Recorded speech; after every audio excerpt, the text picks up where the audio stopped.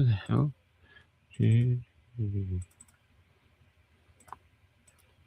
Oh, we're live. Okay. Hi, everybody. So we're in Port Lincoln. I've done several interviews, and I've got a great one going up with Troy. I might try to get it up after this. And but first off, I want to play this one. This is Roderick and Loraine.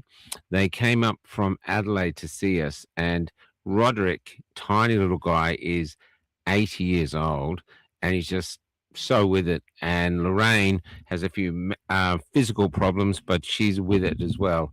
Anyway, they just did this extraordinary interview, and I'm calling it the Walking Museums because both of them remember a time when Australia was manufacturing everything, and times were very different. Jobs were everywhere, and houses were affordable and stuff like this. So anyway, this is called the Walking Museums. These two are delightful, and you will, even though they will make you think, you'll also get a lot of smiles out of this. So have a watch. How long has your family been in Australia? What's your Australian heritage? Well, James Samuel was a teenager when he was arrested in London and sent on a convict ship. So I don't know exactly when, so I'm thinking early to mid-1800s. Yeah. So he came out. That was to Then- Tasmania. To Tasmania? To Tasmania. Yes, he was sent to Tasmania. I think he just worked on farms. Yeah. I know so once he was out of his 7 years, he illegally went across to Victoria when nobody was allowed in Victoria.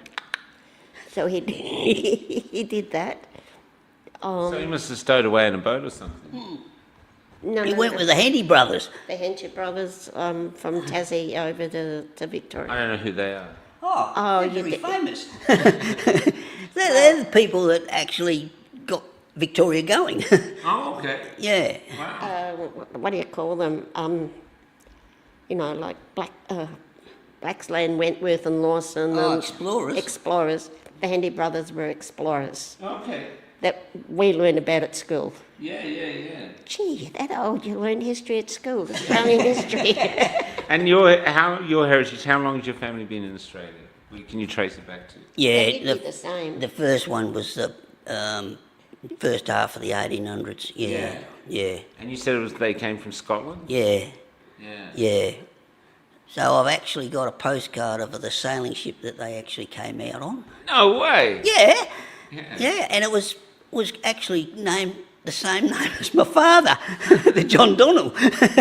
Wow. Yeah. Now, and the other thing too is when you first were getting work in the 60s and 70s, you're both from Australia that was basically self-sufficient. Yeah. Oh, my oath. Yeah. Yes, extremely self-sufficient. When I first started work, they used to make the most beautiful stainless steel up in Newcastle. It was the best. Wow. The best. Yeah. So in terms of the things they make, so what else would they make? Washing machines? Oh, yes, Where yes. I started out, there was called Australian Electrical Industries. It was a pommy company, and they had the electrical part was called Hot Point. So I don't know whether anybody remember the brand, but they made irons and toasters and washing machines and the whole lot, you know. So all the white goods, toasters, everything we make. Yeah. And cars, so if you look at something from the 1970s, all the cars are Australian. Well, at high school, we went to the Volkswagen factory at Clayton to look that over. So they even made Volkswagens. Wow, they make Volkswagens here. Wow. Yeah. Holden, Ford and Volkswagens, yes. Wow. Yes. Because Holden started out in Adelaide. I can remember the very first FJ Holden being on the road. Oh, really? Being on the highway. Oh, look, there's one there. That's a big deal. Yeah. And that's a fully made Australian car. Yeah. And so you've seen from that, so you've seen globalisation come in with all the manufacturing. Yeah, well, when I was working, With I our thought, son what losing a is, job at Holden. what is going on? We couldn't get any parts and things. And they had this thing called just in time. So they had these big factories in Melbourne, and they had all the parts. And so if you needed a part, you had to order the part, and it had to be shipped over to Adelaide, and that had a delay. You know, not like you could just walk into a shop and get it. Yeah. So it started like that. Then we saw the companies disappear, you know. Where the heck are they gone, you know? Yeah. They started putting them over in Victoria, and then they all went to China, of course, because they actually manufactured it like that. The global whoever, that we're going to make China the manufacturing part of the world. Too, when they used to make, like we made our own fridges, Marvin style bikes, and we made our own bikes. When you used to buy an Australian good then, like say a fridge or an iron or a toaster, or how long would they last? Because nowadays things break quickly. I think you'd probably have them for your life. Well, we had a washing machine, and I got really annoyed that it finally caved in, well over 20 years old. Damn, did you get your money back? Take it back? Oh, but we did get it fixed. You got it fixed? Yeah. You know, waste not, want not, Michael. That was the same of our first hot water service. It was a gas hot water service. And we had it, I don't know how many years, way a lot longer than you would now. Yeah. And being a sheet metal worker, of course, I put a new bottom on it. and it went another 10 years or something. What really annoyed me about that was winter, and that the damn hot water service was leaking. I had a brand new baby. Rod was sick. And I had to cook up water on a pot on the stove. And I'm trying to get somebody to come out and fix the hot water. A brand new baby in the middle of winter, no hot water, blah, blah, blah. Okay, it finally got fixed. Rod got better, and he had a look at the hot water service. There's a band of some metal around it that makes the tank that holds the water rust out. Okay. On purpose. Oh. If you have two dissimilar metals, They corrode each other. with water involved, it has a thing called galvanic corrosion, and there's a table of, like, gold's the highest one, right, and steel's the lowest one, then in between you've got copper and brass and all those. So if you put two dissimilar ones together, which is at the highest, no, the lowest one goes first, and then that sets off the other one. Yeah, so... So Rod made a new water tank, and it went for years and years and years after that. I've still got the medal at home. They do that on purpose, so your thing will break down and you've got to buy a new one. After 20 years.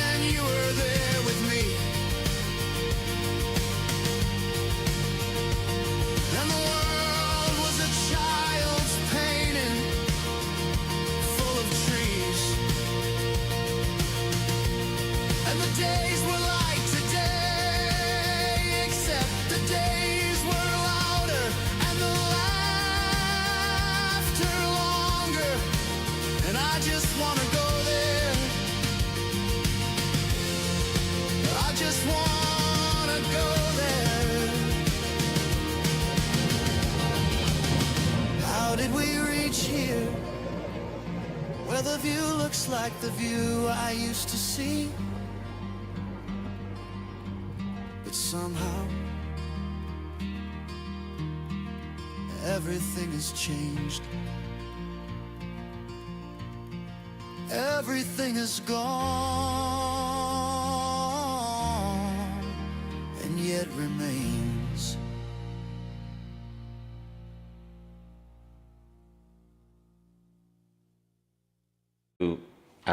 Now I know you're probably a little bit nervous, so just, whatever you do, just don't fuck it up. I can't. Thanks, Michael. I can't figure out how you want to do this. Well, you're doing it. Yeah. We are a totalitarian podcast, and you'll do what you're told. So you'll even talk with a vaguely middle-aged white Australian home executive. That's right. Okay, let's start. First off, your name, sir. It's Roderick. Roderick's a great name. It's like you're out of Harry Potter. And Loraine. And Loraine. Now, how long have you two been together? Not too good on the maths. 69. What are we up to? 50 something, 56 I think. 56 years. Yeah. 56 years married. Where did you meet? Actually at a dance, which they don't do Town. anymore. But it was the thing in those days. Was a good way of meeting people in the 60s. Yeah. Yeah, they always had... Is that like at a town hall or something? yeah, it was a Springvale Town Hall, Springvale Town Hall, yeah. suburb of Melbourne. Yeah, And who made the first move? me. Do you remember what you said? Can I have this dance, please? He came up behind me and tapped me on the shoulder, can I have this dance please? And I thought, he actually spoke. Because all the other boys were just going, You know what's really nice though is it's actually a physical place for people to meet rather than scrolling. Yeah. You can actually meet. So what were sort of the dances you were doing?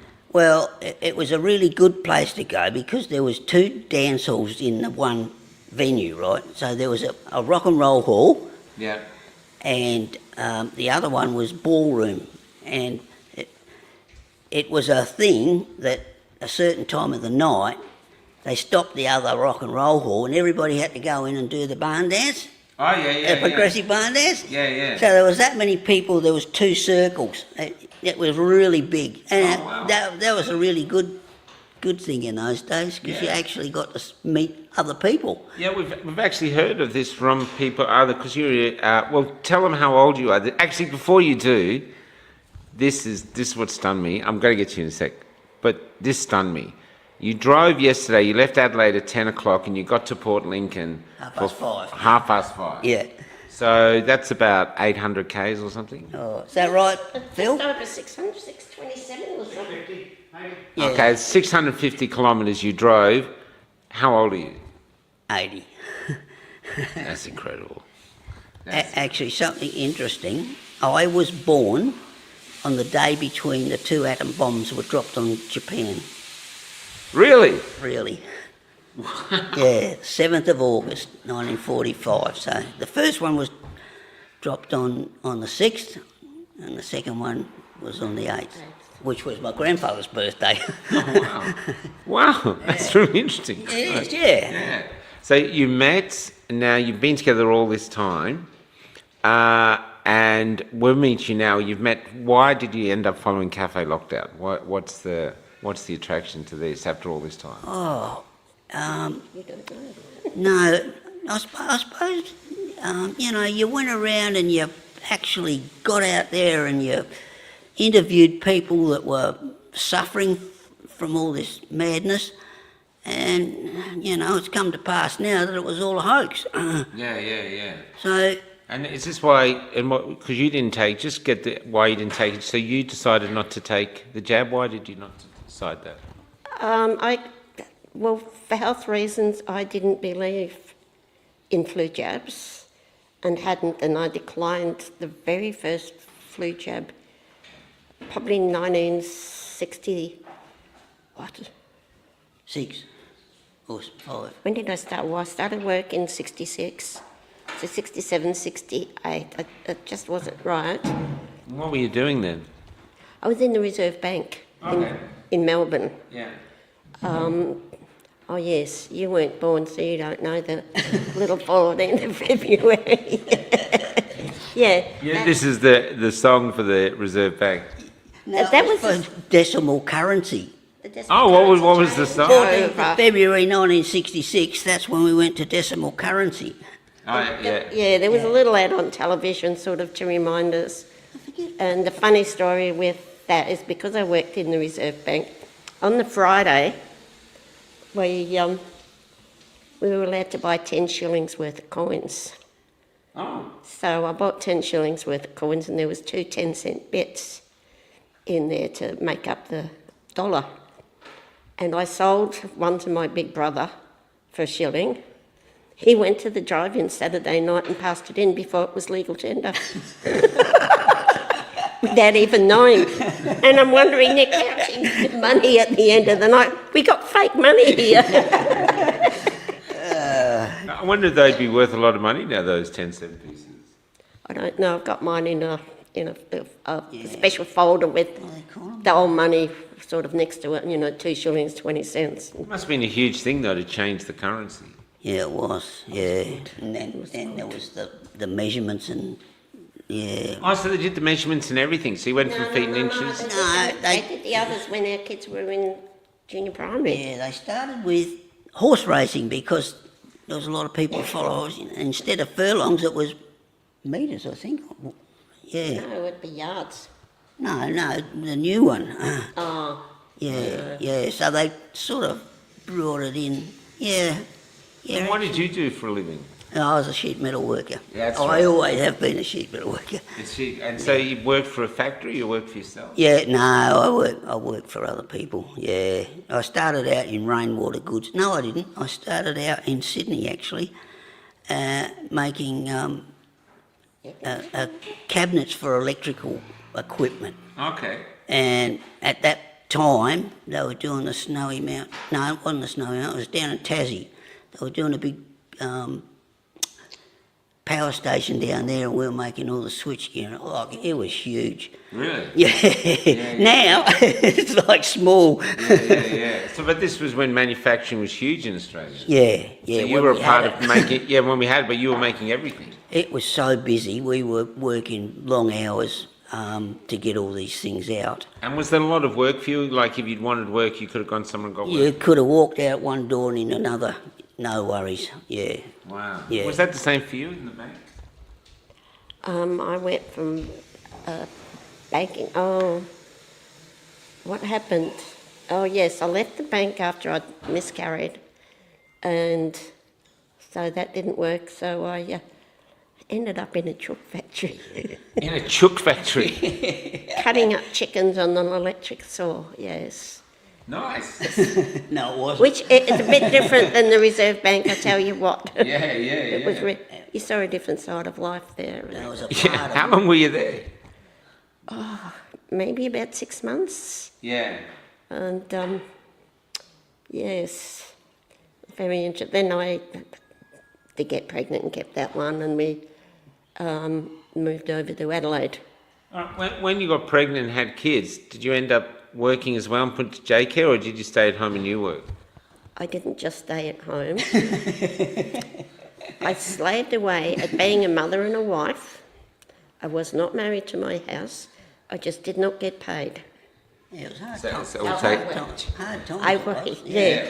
I worked harder. What I'm saying is that the what you decided to do is you were going to raise the kids and you were going to bring in the income. Yeah. That's what I was getting at. Yes, Yeah, yes, that's how it but happened, not yeah. just, and not didn't work. Yeah. Understood. Yeah. So, but what I'm saying is that's how it used to be. How do you think the kids benefited then from having you there permanent and you turning up every now and again? Well, we got conflicting responses from the kids. There's 3 of them. Yeah.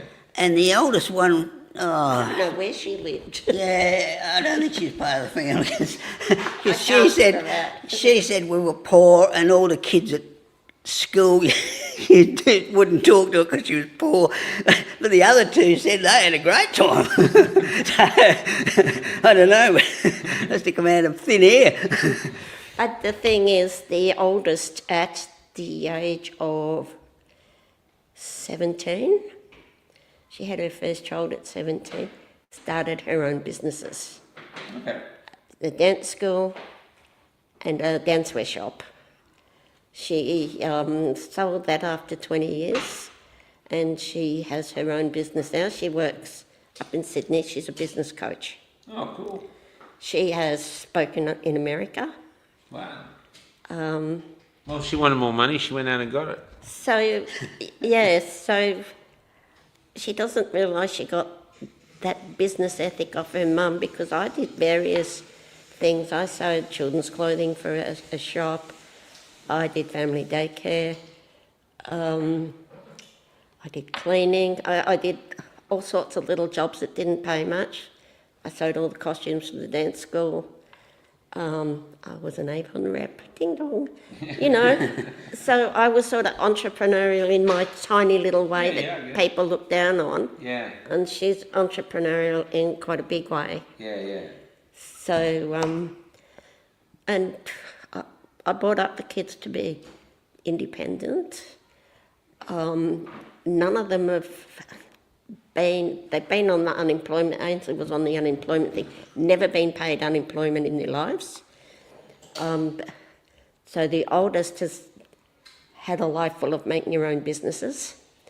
The second one put herself through university, and she's a teacher, and now a specialised teacher for children with learning difficulties. And our son has always worked with vehicles. He started off like a mechanic type of thing. He worked at Holden, and guess what happened there? Looked around, and he says, I don't know what to do. I said, you like holidays? Do something about holidays. So he ended up becoming a tour guide up in Alice Springs. So that again was a vehicle. So he did that for ages, and now he's a postie, and ended up working on the northern beaches up in Sydney. But when his sister moved, because you can't afford to live there by yourself, you need to share, he's back. I said, come back to Adelaide and decide what you want to do. So he's still posting here, but he'd be homeless, and he cannot afford to get his own place. He can't afford any rent. He can't even afford to rent a room. Wow. And that's as a working man. that is a working man. And that's where we were at. And none of our kids have been on the dole or unemployed. Ainsley worked in England for over a year, and when she came back, she went onto the unemployment list, but always got enough temporary relief teaching to never get paid. The dole. So they're not lazy kids. No. And they're very independent kids, and they've done it all on their own bat. Worked all their lives, but still can't afford to buy a house. Yeah. The second one has a house. They got this terrible rundown place. That was a God thing too. The place they were buying up at Marine East got bought for more than it should have, so he paid more than, and they got the other house down at Redwood Park cheaper than it should have been. So, God's worked amazing ways in our family, but they've worked hard and they've had hard times. Let's move on though, because the scamdemic comes along, and it's aimed at scaring you two into complying and jamming yourself up. And I'm interested as to why you didn't. Now you did start, but can you sort of brief it up as to why you decided not to take it? Right, well, with my health thing, and my kids were scared of me going out and all this sort of thing, so, Roderick did all the shopping, and we saw nobody. I go to a naturopath, and I'd asked her twice, and I used to listen to the 11 o'clock things every day because I wanted to know what they were saying. I didn't want somebody else to tell me because I wanted to hear it myself. And the third time I said, can you help me through it? And she said, no way. And I thought, right, okay, what she says is true. And what was obvious, it wasn't real because it was too quick. But because it wasn't real, I didn't think it was as harmful as it is. So that's why I didn't do it, thank God, because I'm positive I would be deceased by now. And yourself, why didn't you? Because she told you to, or just... No, we did it separately. No, this one's a bit of a long story. It goes back several years before COVID. And we're out at a family gathering and it was a dinner with my parents because they were over from Melbourne, and my sister and brother-in-law and all of The angel thing. yeah. And I don't know whether you believe in angels. No, go ahead. But this is the second experience I'd had with angels, right? All right. Because they look a bit funny because they sort of jerky. They don't move like Oh, you actually saw an angel? three. Oh, 3. Okay. Yeah. That way. The first time was going to work in the morning. It was in the winter time, and it was cold, dark morning, you know, because I used to start work early. And I'm stopped at the traffic lights, and next minute there's a guy knocking on the window. Oh, yeah, right. And he looked a bit dodgy, you know. And so I wound down the window. He said, "Look, we've run out of petrol. Can you take us, get some petrol?" So I knew there was a service station just a little way ahead. So I opened the door, and then next minute there's 2 other ones getting in the back seat. Oh, my God. Yeah. Oh. Yeah, wow. But the funny thing about it, they kept saying, "Oh, you know, all these things. Oh, thank you very much. You know, you're great. You know, all these things to build a person up, right?" And then we got to the service station, and the other 2 got out, and the other one, and he had a petrol can with him, but I don't remember seeing any cars stopped along the way before that. And all of a sudden, he got this big roll of notes out, and he's putting them onto the console. He said, "How much do you want?" And like, it's a lot of money. I said, no. I said, "I don't need any money." I said, "You know, that's my duty to help people, right?" Yeah. And he laid down $5 note before he got out. Well, I put that $5 note in the offering at church, and ever since then we've never had any trouble with money. Oh, wow. Yeah. So then that was the first time, right? So then the second time, Do you think the angel had broken down, and so the angel was the guy that gave you the $5? yes, yeah. But the thing is, you know, I said, "Oh, what are you doing?" He said, "Oh, we're picking grapes." Well, it was the middle of winter, and I knew you don't pick grapes in the middle of winter, right? So I thought, yeah, that sounds a bit sus. Yeah.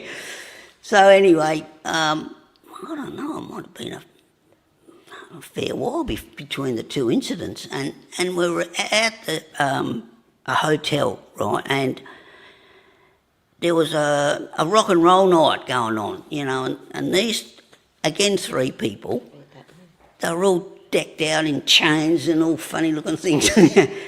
And the woman, there was two guys and a woman, she had a tattoo on her arm, and it was Psalm 91. I thought, what Psalm heck?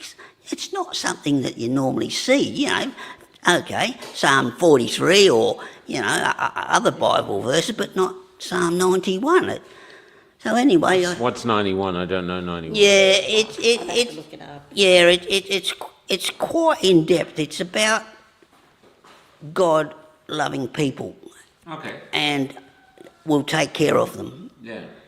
And then there's one part in, I forget which verse it is, but it's saying there'll be pestilence, and 10,000 will die at your right hand, and you know, it goes on and on. And so this sort of stayed with me for when the COVID things were coming out, and I thought, oh no, there's something wrong here. They just manufacture this out of nothing.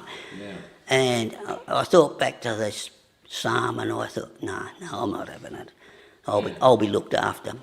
Yeah. So you judged your opinion not to take it on interactions with people you consider could be angels. Yeah, well, it's the Word of God. The Word of God doesn't lie. It's absolute truth, and it never changes, and it never will. Yeah. So, you know... So what was the reaction, I'll start with you, what was your reaction from society when they found out you weren't participating? I keep quiet, and I just watch. Okay. And wait and see people's reactions. So I suppose, and I'm subtle about things because I knew I couldn't cope with being ostracised. Yeah. And even though I have been, who I thought was my best friend, I'm not sure about my little brother, but he hasn't spoken to me in a long while. And he's had them all. He's a good boy. And he also had his flu jabs as well as all his COVID jabs, which is pretty sad. There's some people who know I haven't had it. They have. But they respect my choice. Oh, cool. So that's good. Well, one person, her husband needed a second kidney transplant. She just kept away from me. She didn't say, go away, I can't risk my husband's life. And yeah, there's a few that respect me. There are others who have no idea. But we'd been away on an emergency helping a friend. We had a nightmare trip. Got involved in our lives a lot. And we managed to get to church last Sunday, and the lady there said, you asked where we'd been and things like that. So I told her,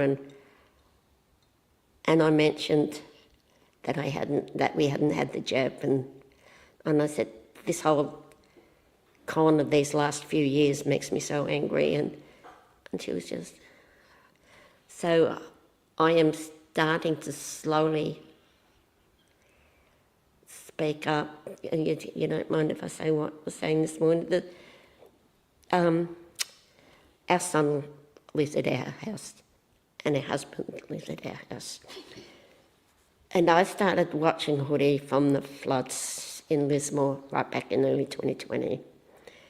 And then Nat graduated into coffee, catch-ups, and then oldies talk about jabs and things like that. And I would say things. And Roderick and Paul would go, Mum. So I'd zip the lip, I'd subtly put a really bland club grubbery or a light-hearted club grubbery on the iPad for Rod to accidentally hear, and slowly got him, and also got Paul. He actually saw the vapor trails on his way to work. Yeah. He also started work very early. We were early risers. And slowly got into that way. So I'm very subtle about it. I know there's one group I'll probably never tell because they angrily said, and this was the most loveliest woman you'd want to meet, those anti-vaxxers, I hope they all get COVID and die. And I thought, I'm not coming to the Christmas party next week. So when did you die of COVID? I'm still alive and kicking. You can attest to that. But talking about COVID, we did get COVID. Yeah. And yeah, we did, didn't we? We did get COVID. One Easter we got COVID. Caught it from the 7-year-old at the time, I think it was, from school. Now, I have chronic lung disease, which means I'll never be cured. I had pain, dreadful pain through my whole body, but I could breathe. I did not cough. I did not sneeze. Did not have a runny nose. Had no cold or flu symptoms whatsoever. And I spoke to somebody after Hoodie's event in Ballina, and she says, that's funny. I'm an asthmatic too. And when I had COVID, I didn't have any of those symptoms. Wow, that's interesting. Yeah. And how was the COVID for you when you had it? Well, mostly it was a really bad headache. It was a really bad headache. It went for about 4 days. Wow. Yeah, nothing fixed it. Yeah, but you know, you get over it and didn't have anything wrong. No cold or flu symptoms other than pain. Well, now we're moving on. Like people saying COVID's behind us, even though people are still dying all around us. Yeah. And there's other issues. But talk about the big thing at the moment to bring in the hate speech laws. What are your thoughts on those? That I feel for our sons and granddaughter and our great grandson. They're the ones that's gonna feel the effects of it. It's Charlie mostly. Yeah. Charlie's only 13 months old, and I'm going to have to stay alive and keep doing my little bit of fighting for Charlie and any other future. Wow. It just breaks my heart. Yeah. I really feel for the kids. There's a lot. Look, most of them have lost their way. They've been indoctrinated by all the technology, and we were only talking to our son about it before we came away, and he said, "We had a fantastic childhood. You know, they used to get on their bikes and ride off into the sunset. You wouldn't see them until tea time. If they weren't home for tea, they were in trouble. But Like Paul said, I had a bell. yeah, I'd ring the bell. yeah, we had a bell. Yeah, Oh, okay. yeah. The lady next door had a big conch shell, so we'd know who was. Yeah. That's what she'd blow it like the mark. Yeah. Oh, my Lord. Yeah. So the conch shell's blowing, Michael had to go home. If the bell's ringing, Paul had to go home. But yeah, he said, you know, and I mean, they didn't get driven to school. Yeah. Probably not that many people had cars that they could afford to do that anyway. Yeah. They all either walked or ride their bikes or caught a bus. Samantha had to catch a bus, but Paul rode his bike. Yeah, Yeah, they to high walked to school. primary school, yeah. They were a bit further away, the high schools. But, yeah, They're very, very independent people. So for Paul to lose his job at Holden, things like that, and then he says, "What can I do?" I said, "You like holidays." So there was a 6-month course at TAFE, I think, about travel and travel agents and things like that. Didn't have the money for the first one, so went into the second half of the year. And they usually got jobs at the end of that. So we had the GFC, the global financial crisis, yeah, that hit. and no jobs. That's it. So he gets on the internet and picks up an interview in Alice Springs that he has to drive up to Alice Springs. For the interview. At his own expense, yes. For the interview. Really? Really? Yes. From Adelaide? Yes. Yes. Yeah. My Lord. So it's Yes. in our family, we just drive. Yeah, well, you've done the drive from Alice to Port Augusta. Yeah. Because when he lived up there, we used to go up regularly Went and up see. twice a year. Yeah. What's in Alice that you know? Well, Paul was there for a start, Yeah. but Alice beautiful place. Springs was a fabulous place back then. Well, it still is. Yeah. There's so much around there. We haven't even seen all the tourist attractions yet because there is so much to see. It's not an empty space. And the same as any city, you're going to have a bad area and you're going to have bad people. Yeah. So what do you think of Australia now from Australia you were born into? Oh, it's so sad. What's sad about it? Yeah. When I was young, there was actually street parties because it's not long after the war, remember? Yeah. And people had, I don't know, everybody knew the postman, everybody by name, everybody knew the butcher, you know. It was so, you know, that was just before supermarkets started too. So you went into the grocer's and he had his big white apron on, he measured out all the sugar and it was all in the little bags, and it was like a community gathering while you were waiting. And, you know, I mean, you go to a supermarket and now everybody, you know what I mean? It's just lost its heart, Australia. That's what you feel? Yeah, it's lost its heart. Yeah, I'm times feel ashamed or embarrassed to be Australian now. Oh, really? I really do. And what's that based upon? The way people act, they're so, it's all about me. No, there doesn't seem to be the consideration of other people. There doesn't seem to be the community. Sort of Anymore. lost that mateship thing, you know? Yeah. Was always look out for your mate. It's Yeah. doesn't feel like that now. It might still be there. I mean, I'm sure there is, Yeah. but It's not the norm, you say? it's not. further apart than. Well, let's before we get on to the, I've got another question to end on, which I think is hopeful. Before we get there, tell us about the truck on the highway, because you had a car and a caravan. This Do is you want to amazing. tell it, Lorraine? Well, you're the driver, so maybe Yeah. we'll start with both. All right then. So this is just at Cassilis on the Golden Highway in New South Wales, and it goes over the top of the dividing range, right? Yeah. So it's it's a bit like a roller coaster sort of thing. So we're in a Colorado and we're towing a big caravan, and we had this big semi behind us. Was I don't know what he was carrying. Might have been wine because It was a tanker. yeah, tanker. It could have been a wine tanker because it was near the Hunter Valley there. Yeah. So he was tailgating us. So it was really close. Yeah. And so, I've even had since then people have said, oh yeah, like trucks kick up a heck of a lot of wind and stuff. So it started the caravan swaying from side to side. Wow. And then we got to the top of the crest, and we're going down. It was a really, really long thing, and we started picking up speed, and I couldn't stop the sway, and Oh, okay. the brakes on the caravan wouldn't pull it up.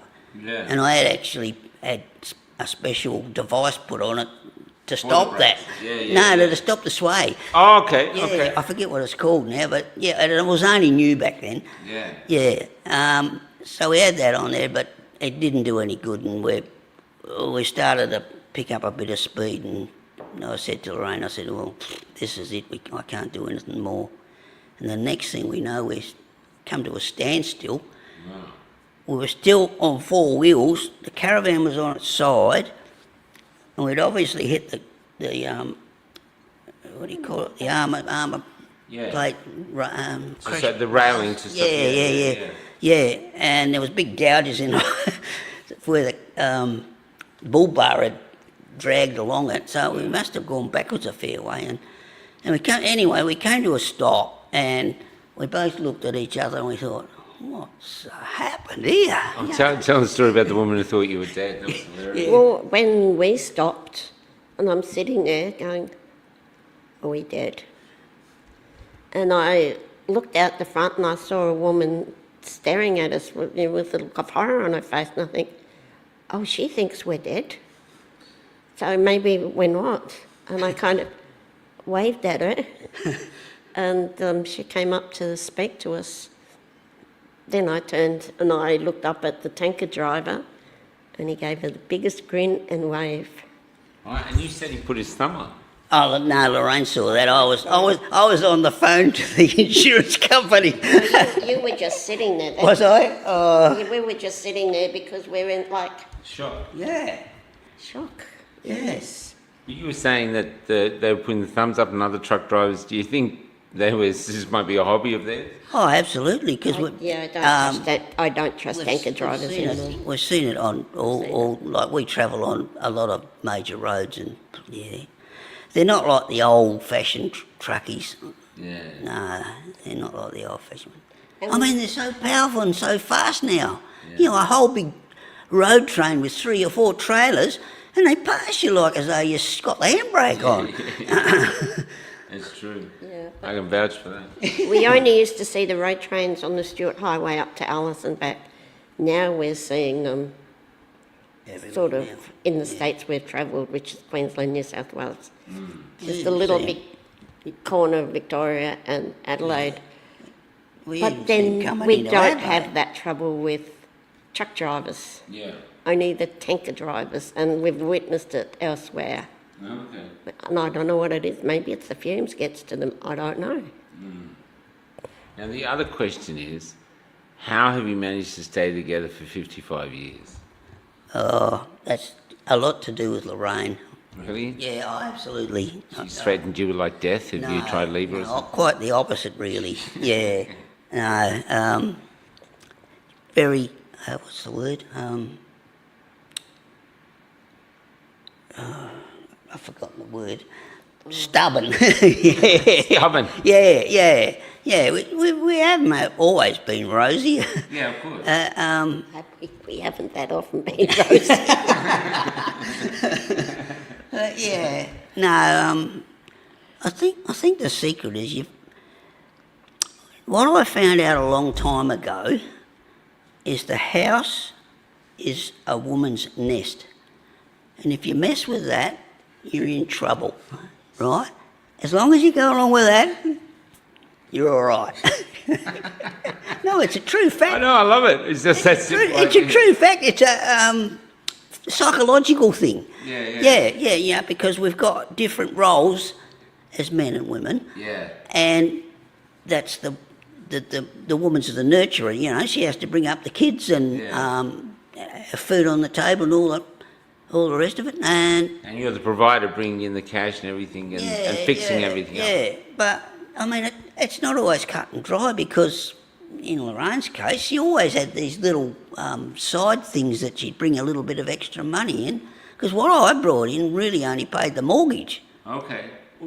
Because I wasn't very low-paid job. Sheet metal work Yeah, is we were very low paid. Yeah, we were, Really? we were the second lowest trade, and I don't know what the lowest was, but boy, they must have been pretty bad. Wow, that's really interesting. Yeah. Very low paid. So now we're like dinosaurs. I don't think there's any left now. They call them fabricators now, anyway. Yeah. But when I started, there was some really clever men. Like there was Poles and Germans and all sorts of European tradesmen working with me, you know. Yeah. And they could just get a bit of flat metal and make it into something brilliant, you know. Yeah. Skills that have been lost now. They have, yeah. That really makes me mad, Michael, because, I don't know, like near the end, before I retired, there was a visa that the Australian government put out that you could bring in overseas workers if they were skilled in the particular thing you were after. Well, And speak English. yeah, well, there was the people that were supposed to be skilled in what they needed.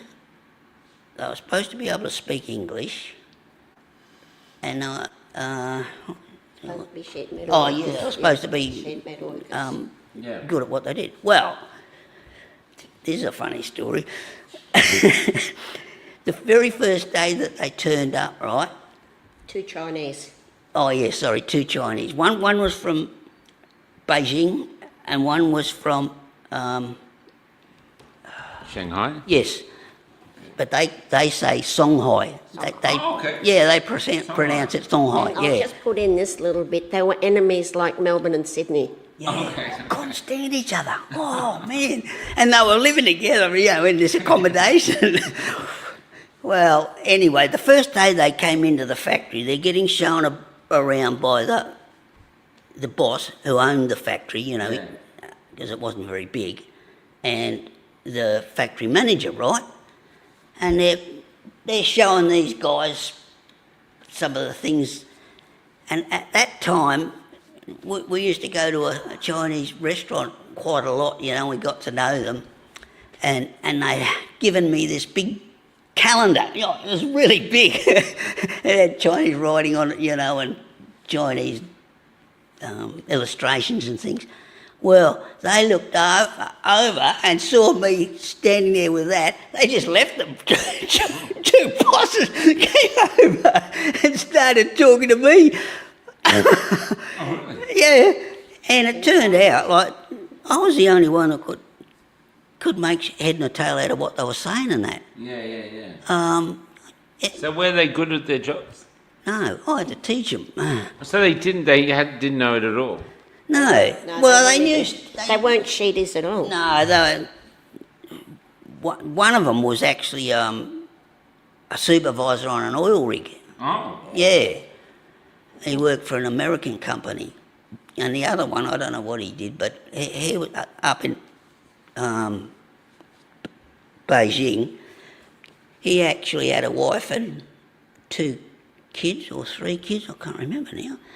But like that was when there was supposed to be only the one child policy. Oh, okay. So But- maybe that's why they came here to have more kids. Well, one of them more was, money. yes, Yeah. yeah.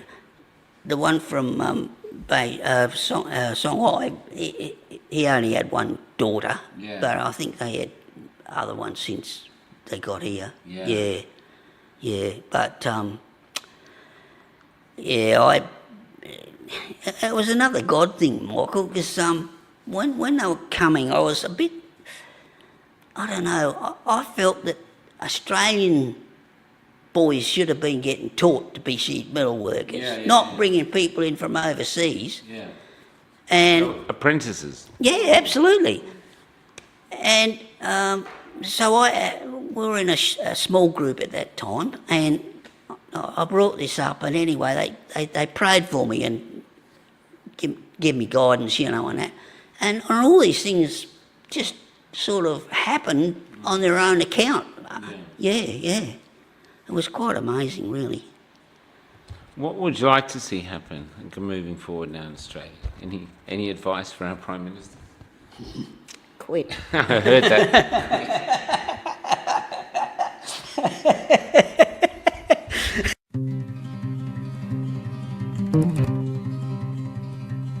My father did everything they told him to, lined up and took every single jab. And every time I beg him, Dad, please just think, he'd just laugh and call me crazy. We spread his ashes at his favorite park.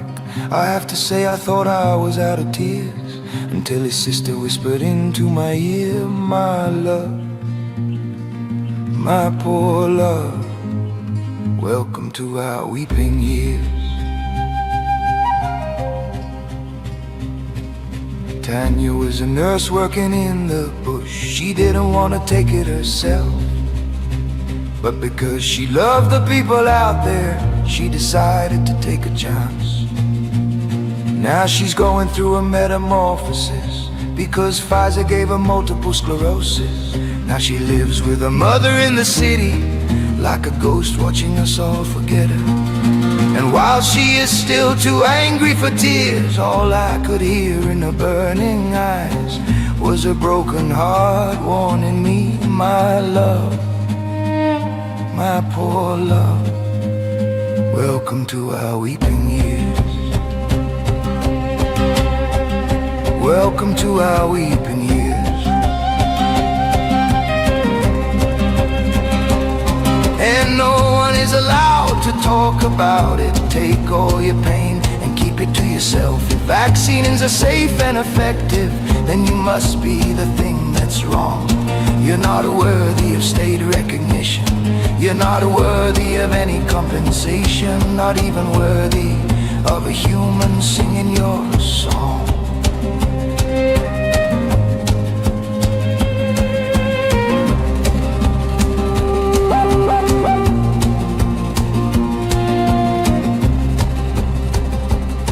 She was 92 and dying in a nursing home, and because her family said no to the jabs, none of them were allowed to see her, so it was clear she would die alone.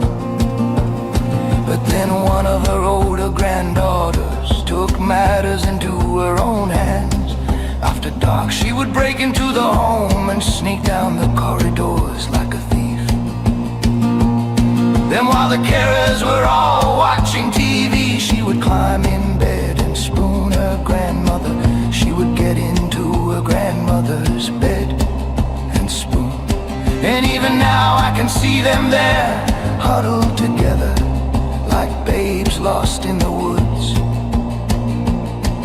as we and our endless madness hurricane around them, as our madness hurricanes.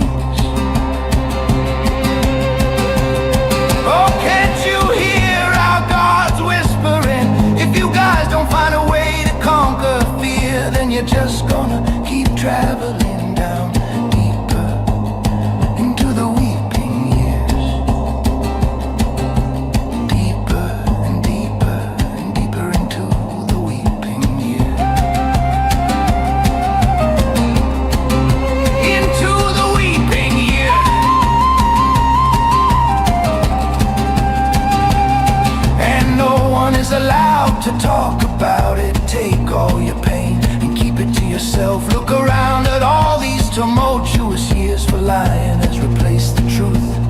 And the one lie that they need you to sell